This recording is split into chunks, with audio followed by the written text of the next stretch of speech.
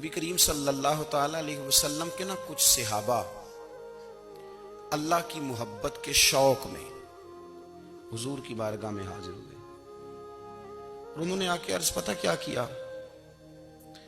عرض کرنے لگے یا رسول اللہ صلی اللہ تعالی علیہ وسلم سالوں بیت گئے ہیں سجدے کرتے ہوئے، حضور سالوں بیت گئے ہیں تسبیح پڑھتے ہوئے، سالوں بیت گئے کہتے ہوئے کہ سبحان اللہ وہ پاک ہے، ہمیں سالوں بیت گئے یہ کہتے ہوئے کہ اللہ اکبر وہی سب سے بڑا ہے، سالوں بیت گئے کہتے ہوئے کہ الحمدللہ ساری تعریفیں اللہ کے لیے، سالوں بیت گئے اس کی تسبیح کرتے، تحلیل کرتے، تکبیر کہتے۔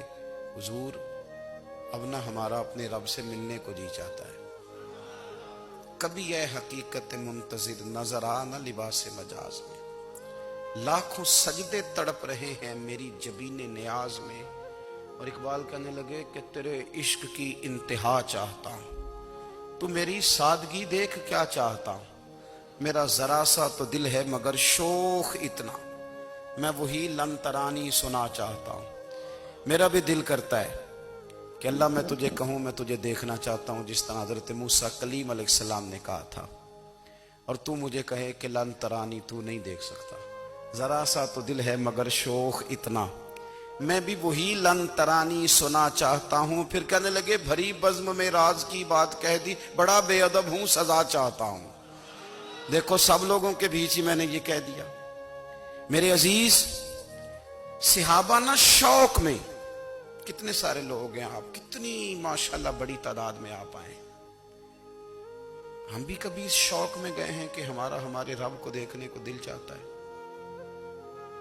ہمارا جی چاہے وہ کبھی ہمیں ملے، ہم کبھی اس کی زیارت کریں، اس کی بارگاہ کرم میں ہم حاضر ہوں۔ صحابہ نے عرض کیا یا رسول اللہ صلی اللہ تعالی وسلم ہمارا رب کہاں ہے؟ ہمارا نا اپنے رب کو دیکھنے کو جی چاہتا ہے۔ جب صحابہ نے یہ عرض کیا تو اللہ نے قرآن مجید نازل کیا، فرمایا وَإِذَا سَأَلَكَ عِبَادِي عَنِّي فَإِنِّي قَرِيبٌ، محبوب جب میرے بندے آپ کی بارگاہ میں آ کے میرے بارے میں پوچھے نا تو ان سے کہہ دینا میں ان کے قریب ہی ہوں، قریب ہی ہوں۔ دلیل کیا ہے؟ بھائی اذا دان، یہ جب بھی مجھ سے دعا مانگیں گے میں ان کی دعاؤں کو قبول فرماؤں گا، میں ان کے قریب ہوں، میں ان کے قریب ہوں، یہ جب بھی دعا مانگیں گے نا میں قبول کروں گا، میں ان کے قریب ہوں۔ اللہ تبارک و تعالیٰ کے بندے اللہ سے محبت کرتے، رب کی بارگاہ میں جھکتے، اس کو اپنے دکھ سناتے، اس کے پیارے محبوب صلی اللہ تعالی علیہ وسلم کا وسیلہ لے کے اس کے حضور حاضر ہو جاتے، پیشانیاں سجدوں سے روشن ہوتی۔ ہم نا ہر چیز کے لیے وقت نکالتے ہیں، ہر چیز کے لیے، لیکن عبادت کے لیے وقت نہیں نکالتے۔ ہر شے آباد ہے، ہر شے، ہماری فیس بک بھی آباد ہے، واٹس ایپ بھی آباد ہے، ہمارے ٹویٹر بھی آباد ہیں، ہماری ہر چیز آباد ہے، سب سے کم آباد ہمارا مصلی رہ گیا ہے، سب سے کم۔ وہ لوگ اب ڈھونڈنے سے ملتے ہیں جن کی بغل میں مصلی ہوتا تھا۔ میرے بھائی آپ کتنا کو دنیا کے پیچھے بھاگو گے تھکا دے گی، کتنا دولت کے پیچھے بھاگو گے تھکا دے گی۔ آپ جب اپنی زندگی میں جمع تفریق کرو گے نا تو مرتے وقت احساس ہوگا کہ سارا کچھ تو لوگوں کے لیے کیا، اپنے لیے تو کر ہی کچھ نہیں سکے۔ اور ہم عبادت کے معاملے میں بہانے بازی بھی کرتے ہیں، ہم کہتے ہیں اوہو رزق کمانا بھی تو عبادت ہی ہے نا، میں حلال روزی کے لیے جا رہا ہوں یہ بھی تو عبادت ہے نا۔ میری طرح کے لوگ کہہ دیتے ہیں کہ میں سویرے اٹھ کے مدرسے میں کچھ اسباق دیکھتا ہوں تو یہ بھی تو عبادت ہے، میں بیان کرنے کے لیے مطالعہ کرتا ہوں تو یہ بھی تو عبادت ہے نا، اتنے لمبے سفر کر کے ملک میں دنیا میں گھومتا ہوں تو یہ بھی تو میں عبادت ہی کر رہا ہوں۔ اب اسپیشل نفلوں کے لیے وقت کس طرح نکلے، اسپیشل کر کے تسبیح میں کیسے چلاؤں، میں سارا کچھ ہم بہانے بنا لیتے ہیں نا۔ میرا سوال یہ ہے کہ یہ ساری باتیں صحابہ کو، نبی کریم کو، دیگر لوگوں کو بھی تو پتہ تھی نا، لیکن آپ غور تو کریں 23 سال حضور کو وقت ملا، مختصر وقت ظاہراً تبلیغ کرنے کے لیے، پوری دنیا میں دین بھی پھیلانا ہے، گھر میں 11 ازواج ہیں، 4 بیٹیاں ہیں، ان کی اولادیں، سارے کام کاج بھی دیکھنے ہیں، لیکن سیدہ طیبہ طاہرہ حضرت عائشہ صدیقہ رضی اللہ تعالیٰ عنہ فرماتی ہیں سارا دن تبلیغ کرتے، ہر غلام کے دکھ سنتے، گھر میں آتے تو اپنے گھر والوں کا خیال کرتے، کام میں ہمارا ہاتھ بٹاتے۔ قربان جاؤں، کہتی ہیں زمانہ سارا سو جاتا لیکن آمنہ کے لال مصلی بچھا لیتے۔ دنیا سو گئی، ساری سب سو گئے، جو خدام تھے، وہ جو غلام تھے، وہ سو گئے۔ صحیح مسلم میں لفظ ملیں گے، سیدہ پاک فرماتی ہیں او میرے نبی کے غلاموں، میں نے یہ رنگ بھی دیکھا ہے کہ حضور نے اتنا کھڑے رہے، اتنا قیام کیا، اتنا قیام کیا کہ مقدس پیروں میں ورم آ گئے، سوج گئے پیر اتنے بڑے۔ دل پہ ہاتھ رکھ کے نہیں بتا سکتا کہ میرے کبھی نماز میں پیر سوج گئے، کوئی نہیں بتا سکتا۔ بچوں کی روٹی کماتے تھک گئے بات الگ ہے، ہم سیر کرنے گئے تو تھک گئے بات الگ ہے، لیکن عبادت میں یہ بھی تو مسلم شریف ہے نا، یہ بھی تو دین ہے نا، یہ بھی تو حضور کی سنت ہے، یہ بھی تو وہ چیز ہے جو کریم کی آنکھوں کی ٹھنڈک ہے۔ سیدہ فرماتی ہیں پیروں میں ورم آ گئے، اور ساری رات ہی حضور نے نماز پڑھی اور ایک ہی آیت بار بار دہرائی۔ مسجد نبوی میں بلال حبشی نے فجر کی اذان دے دی اور حضور ابھی مصلی پہ تھے، کریم فارغ ہوئے۔ میں نے عرض کی یا رسول اللہ صلی اللہ علیہ وسلم، آپ کے تو صدقے اللہ اگلے پچھلوں کے گناہ معاف کرے گا، تو آپ اتنی آہوزاری کیوں فرماتے ہیں؟ آپ تو شفیع ہیں، آپ تو انبیاء کے امام ہیں۔ تو حضور نے فرمایا عائشہ تم نے گنوایا ہے نا میرے اللہ کی مجھ پر کتنی رحمت ہے، افلا اکون عبدا شکورا، فرمایا اگر اس نے اتنی نعمتیں دی ہیں تو کیا میں اس کا شکر گزار بندہ نہ بنوں؟ میں شکر گزار بندہ نہ بنوں اس کا؟ پھر اگر اتنی نعمتیں اس نے دی ہیں، مجھے اتنا نوازا ہے، تو پھر میں اس کے سامنے سجدے نہ کروں؟ او میرے بھائی، بڑے قابل فخر لوگ ہیں ہم کہ ہم نبی پاک کے غلام ہیں، ہم قابل فخر ہیں کہ نبی کریم کے غلام ہیں۔ کیا کبھی اس غلامی کے شکرانے میں بھی 2 نفل پڑھے ہیں کہ یا اللہ تیرا شکر ہے تو نے ہمیں حضور کا غلام بنایا ہے؟ یاد رکھیں کہ اپنی روحانی زندگی کو آباد کریں، استغفار۔ حضور علیہ الصلوۃ والسلام نے فرمایا یہ جو جنتی لوگ ہوں گے نا، وہ لوگ ہوں گے جن کے دل دنیا میں چڑیوں کی طرح نرم ہوں گے، نرم مزاج کے لوگ، نرم طبیعت کے۔ مومن اپنی طبیعت کے لحاظ سے نرم ہوتا ہے، اس کے مزاج میں نرمی ہوتی ہے، سختی نہیں ہوتی۔ یہ سخت ہوتا ہے، اس کے اندر سختی آتی ہے، لیکن کب؟ جب دشمنوں سے مقابلہ، کفار سے مقابلہ، اللہ رسول کے بے ادبوں گستاخوں سے مقابلہ، پھر اس کی طبیعت اشداء علی الکفار۔ لیکن اپنوں کے لیے یہ بڑا نرم ہوتا ہے، رحماء بینہم کی تصویر ہوتا ہے، اس کے مزاج میں نرمی ہوتی ہے۔ نبی پاک علیہ الصلوۃ والسلام نے فرمایا مومن تو اس اونٹ کی طرح ہے جس کی ناک میں نکیل ہے، بٹھاؤ تو بیٹھ جاتا ہے، چلاؤ تو چل پڑتا ہے، مزاج کا نرم ہے۔ اور حضور فرماتے ہیں مومن تو اتنا نرم دل ہوتا ہے کہ لوگ اسے بیوقوف سمجھنے لگ جاتے ہیں، کہتے شاید اسے تو پتہ ہی نہیں، جو میں کہہ دیتا ہوں یہ کر دیتا ہے، جس طرح کی میں رائے دیتا ہوں یہ مان جاتا ہے، حالانکہ اسے شعور سارا ہے، پتہ سارا ہے، عقل ساری ہے۔ اللہ نے اپنے فضل سے توفیقات دی ہیں، لیکن دل نرم ہے، دل کے اندر نرمی ہے، دل میں پیار ہے، درد اگرچہ جان گزل ہے، کروں کیا میرا دل ہے، غمیش اگر نہ ہوتا تو غم روزگار ہوتا، دل نرم۔ تو دل کا سخت ہو جانا روحانی بیماری ہے، دل کو نرم رکھنا، بہت سارے لوگوں کا دل سخت ہو جاتا ہے، نہ کسی کی تکلیف پر انہیں تکلیف ہوتی ہے، نہ کسی کی غریبی پر ان کا دل نرم ہوتا ہے، نہ کسی کے معافی مانگنے پر وہ معافی دینے کو تیار ہوتے ہیں، نہ کسی کے آگے بڑھنے پر ان کی طبیعت میں محبت پیدا ہوتی ہے۔ وہ اتنے سخت ہو جاتے ہیں، اتنے سخت ہو جاتے ہیں کہ ان کے ارد گرد کے لوگ، ان سے تعلق رکھنے والے لوگ، ان کے ساتھ انسلاک رکھنے والے لوگ شدید اذیت کا شکار ہو جاتے ہیں۔ تو یہ دل کی سختی، یہ تو بہت بڑا روحانی مسئلہ ہے۔ کب دل سخت ہوتا ہے؟ ایک تو جو لوگ پیٹ بھر کے کھاتے ہیں اور بہت کھاتے ہیں، دل کے سخت ہو جاتے ہیں۔ ایک جو آدمی بہت زیادہ باتیں کرتا ہے، کثرت سے کلام کرتا ہے، فضول گوئی کرتا ہے، دل کا سخت ہو جاتا ہے۔ ایک وہ آدمی جو زیادہ ہنستا ہے۔ رسول رحمت صلی اللہ تعالی علیہ وسلم نے ان بوڑھوں کے ساتھ نیکی کرنے پر جو اجر بیان کیا ہے وہ بڑا انوکھا ہے۔ नबी करीम ने फरमाया अगर तू किसी बूढ़े की उसकी बुढ़ापे में खिदमत करेगा ना, तो जब तू बूढ़ा होगा तो अल्लाह ताला एक जवान मुकर्रर करेगा जो तेरी खिदमत करेगा। आपने खिदमत की और हुजूर फरमाते हैं फिर अल्लाह ड्यूटी लगाएगा बंदे की।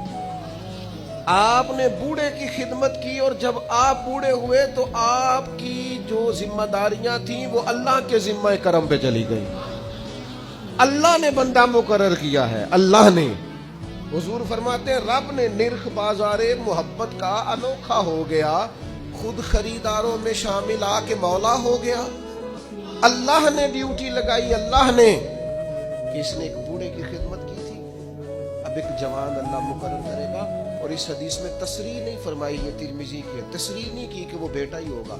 भतीजे की भी ड्यूटी लग सकती है, किसी शागिर्द की भी लग सकती है, किसी गली मोहल्ले में भी किसी के दिल में अल्लाह बात डाल देता है कि तू इसकी खिदमत कर। शर्त ये है कि पहले तू नौकरी कर, ड्यूटी कर। और यार रात को तौबा करके सोना चाहिए हमें। कुछ गलतियां हम करना नहीं चाहते पर हमसे हो जाती हैं, कुछ दिल हम तोड़ना नहीं चाहते पर वो टूट जाते हैं, हमारी मजबूरी होती है, टूट जाते हैं। रात को उसकी बारगाह में हाथ बांध के कशकोले तलब दराज करके खूब इस्तिगफार पढ़ना चाहिए कि मालिक बंदे हैं ना, क्या करें। नफ्स का साथ है, दुनिया का साथ है, ख्वाहिशात नफसानियां, मालिक माफ कर दे। दर्द से तौबा, रस्म ना हो, कहानी ना हो, लफ्ज ना हो, जुमले ना हो। और जनाब ऐसे लोगों के बीच बड़े हाथ बांध के और बड़ा कोई जरूरत नहीं। आप अकेले अपनी चारपाई पे बिस्तर के अंदर मुंह दे के भी दर्द से कहेंगे ना माफ कर दे, तो वो तो मेहरबानी बड़ा है। मेरे नबी पाक सल्लल्लाहु अलैहि वसल्लम मिसाल देते हैं, फरमाया एक आदमी सहरा में जा रहा, सहाबा से हुजूर खिताब कर रहे हैं। फरमाया एक आदमी सहरा में जा रहा था, उसने अपनी ऊँटनी पे खाना पानी पैसे हर चीज रखी हुई थी। सहरा था बहुत बड़ा, दरमियान सहरा के गया तो थोड़ा सा सस्ताने के लिए, आराम करने के लिए ऊँटनी से नीचे उतरा। अब उसने ऊँटनी की लगाम, ऊँटनी की नकेल अपने सरहाने के नीचे रखी, हाथ के साथ पकड़ी और सो गया। थोड़ी ही देर के बाद जब उसकी आंख खुली तो देखा ऊँटनी गायब है। सहरा में वो पैदल ना आगे जा सकता है, ना पीछे जा सकता है, ना दाएं ना बाएं। खाने को रोटी नहीं, पीने को पानी का कतरा नहीं, थोड़ा इधर भागा उधर भागा, थक गया। करीम महबूब फरमाते हैं वो पूरी तरह निढाल हो गया और मायूस हो गया, माअज़ल्लाह। मायूस होके दोबारा उसी जगह आके लेट गया जहां पहले लेटा था। इंतजार करने लगा कि अब मौत ही आएगी, आखिरी वक्त है। अब ना मैं पैदल ये सहरा क्रॉस कर सकता हूं, ना पीछे जा सकता हूं, ना खाना है ना पानी है, सिवाय मौत के कोई सहारा नहीं। हुजूर फरमाते हैं वो रास्ते में दोबारा लेट गया। अचानक उसने रुख बदला तो ऊँटनी सामने खड़ी थी। हुजूर ने सहाबा से पूछा बताओ ना उसे भला कितनी को खुशी होगी। या रसूल अल्लाह जी से नई जिंदगी मिल गई है। आप देखें ना, सारे डॉक्टरों ने कह दिया कि इसके तो गुर्दे मैदा जिगर हर चीज खत्म है, घर ले जाओ खिदमत करो। हर तरफ परेशानी है। वो बंदा भी समझ गया है कि आखिरी वक्त आ गया, कल जाऊं परसों जाऊं, तैयारी हो गई, सब लोग आ गए, बाहर वाले भी आ गए। ये माहौल एक अजीब रंग इख्तियार कर गया। अचानक एक डॉक्टर ने आके कहा नहीं नहीं गलती लग गई थी। मुझे बताइए अंदाज क्या होता है? बगैर दवाई के बंदा उठ के खड़ा नहीं हो जाता। ओ मैं तो बच गया हूं। नबी पाक सल्लल्लाहु अलैहि वसल्लम फरमाने लगे उसकी ऊँटनी मिल गई, बताओ भला उसे कितनी खुशी होगी। या रसूल अल्लाह वो तो दोबारा दुनिया में आ गया। हुजूर फरमाने लगे उसे कुछ भी खुशी नहीं हुई। जब कोई रब का गुनाहगार बंदा आके तौबा करता है, रब को इससे कई गुना ज्यादा खुशी होती है। मेरा बंदा आ गया, मेरा बंदा आ गया, मेरे घर आ गया। उसने आंसू बहाए हैं। उसने कहा अल्लाह मैं तेरा ही हूं, तेरा ही रिज़्क़ खाता हूं, तेरी ही जमीन पे रहता हूं, तेरे नाम से मेरी सांसें चलती हैं। वो आ गया। फरमाया उस ऊँटनी वाले से ज्यादा रब को खुशी होती है जब गुनाहगार आके तौबा करते। गुनाहगारों के आंसू उसकी बारगाह में बड़े मकबूल हैं, लेकिन हम रस्म अदा करते हैं, तौबा नहीं करते। हम अपने आप के साथ धोखा करते हैं, झूठ बोलते हैं। हम बंदा कोई नाराज हो जाए तो हमें को नहीं नींद आती, उसके घर चले जाते हैं। हम अपने सारे रिश्तों को ताल्लुकात को मेंटेन करके रखने के आदी हैं। हमें पता है कि वहां मैं नहीं जा सका तो बेटा भेजता हूं, फलां शादी पे मैं नहीं जा सका तो भतीजा भेजता हूं, भाई भेजता हूं। हर ताल्लुक का हमने ख्याल रखा कोई रूठ ना जाए। लेकिन कमाल है ना, ये नहीं सोचा कि अगर रब रूठ गया तो जब वो रूठ जाए ना तो सारे रिश्ते भी बंदे के पास मौजूद हों तो कोई करामत नहीं होती। फिर करोड़ों रुपया जेब में हो तो डॉक्टरों की दवाइयां असर नहीं करती। वो रूठ जाए तो फिर इंसान इस तरह से फिसलता है कि बड़े बड़े उसके पास दरवाजे होते हैं पर किसी जगह उसका हाथ नहीं लगता। खुदारा ख्याल करें, दुनिया रूठती है तो रूठ जाए, रब रसूल नाराज ना होने पर। हज़रत उमर फरमाया करते थे कि अगर मैं जिंदा रहा तो इराक वालों, मैं तुम्हारी बेवाओं के लिए जरूरत का इतना सामान कर जाऊंगा कि बीबी जब तक जिंदा रहेगी किसी की मोहताज नहीं होगी। उसके लिए इस तरह के असबाब पैदा कर दिए जाएंगे कि उसे हाजत नहीं होगी। उसके लिए मुस्तकिल बुनियादों पर उसके अखराजात देखकर उसके लिए एहतमाम कर दिया जाए। उसे दोबारा कशकोले तलब दराज करने की जरूरत नहीं पड़ेगी। किसी भी इशारे पर 2 मिनट के लिए ब्रेक लगती है तो 4-4 भिखारी आपकी गाड़ी का शीशा बजाते हैं। अब बाज इशारों पर टूल प्लाजों पर लिख के लगा दिया गया है ये पेशावर भिखारी हैं, इनको खैरात ना दें। लेकिन मेरा सवाल ये है कि उन सारे भिखारियों को एक जगह पे खड़ा करके पूछना किसने है कि तुम भीख क्यों मांग रहे हो? उनके घरों तक उनके साथ किसने जाना है? कौन आदमी है जो जाके उनसे कहेगा कि जनाब तुम क्यों खैरात के लिए खड़े हो, तुम्हारी मजबूरी क्या है? क्या रियासत की, हुकूमत की, ताजर की, मालदार की, तगड़े आदमी की ये ड्यूटी नहीं? उन तक रसाई किसने हासिल करनी है? वो बेवा जो पिछले साल दरवाजे पे ज़कात देने आई थी वो इस साल भी आई है। वो खातून जिसे पिछले साल आटे का थैला दिया था वो इस साल भी आई है। वो खातून जो पिछले साल 4 बच्चों को साथ लेकर के छोटों को आई थी वो आज भी उसी तरह कशकोले तलब दराज किए हुए है।